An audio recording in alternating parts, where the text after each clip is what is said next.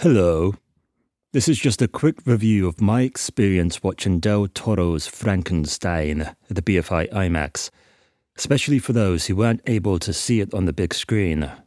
The IMAX version was introduced briefly by the director. He mentioned his epiphany as a child when he saw Boris Karloff cross the threshold as the monster, and how from that moment he had always wanted to create his own Frankenstein. The tale in his head grew throughout the decades, absorbing elements from his own life, his relationship with his father, his relationship between his children and himself, the biography of Mary Shelley, the life of the Romantics, everything he knew about Gothic romance, and everything he had been dreaming of for 50 years. The implication is that this film, like the creature himself, is a patchwork of many different elements with a deep emotional core. It's also the Frankenstein tale cranked up to 11. The film opens with the creature savagely boarding an Arctic explorer in search of his creator, Victor Frankenstein. The sound design here is exceptional, and the violence packs a real meaty punch. This is one of those scenes that definitely benefited from the big screen treatment. When the creature roared for his master, the auditorium shook, and everyone at that late-night screening immediately perked up. There was far more visceral violence in Del Toro's version than the original. On the primal level, it's just really exciting to see the big hulking monster smash things up. A common criticism of the film is that the middle portion drags a bit. After a nice shattering set piece, Victor starts telling his tale, and the story slams the brakes.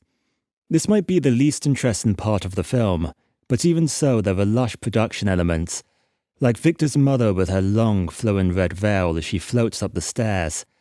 Also, there are interesting subtextual themes of monsters creating monsters, and a significant event from Mary Shelley's biography feeding into Victor's backstory, just as it had fed into the creation of her own story. There are noticeable character changes to the book. Elizabeth serves as a romantic interest for Victor, with both bonding over their shared love of anatomy. She's not simply cannon fodder for the creature. Harlander, played by Christoph Waltz, is a brand new character, an industrialist who becomes Victor's benefactor in his life-begetting experiments. Together, Liz and Harlander serve as foils to Victor. Elizabeth's love of creatures is evident in her scarab beetle jewellery, the cellular patterns on her dresses, and her fondness for butterfly catching. The scenes set in Victor's lab are wonderfully immersive at the IMAX. Del Toro imagines the lab as a gigantic Gothic tower, with sphinx feet at the base, gargoyles up top, and ivy creeping along the walls.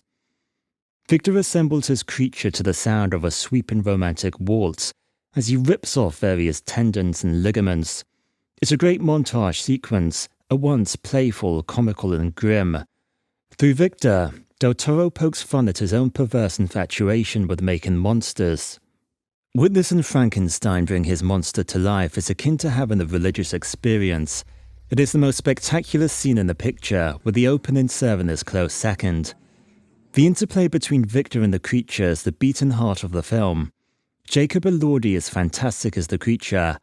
After being birthed by Victor, he toddles around in a diaper made of bandages, crawls along the floor like a curious animal, and conveys a wealth of emotion through his eyes.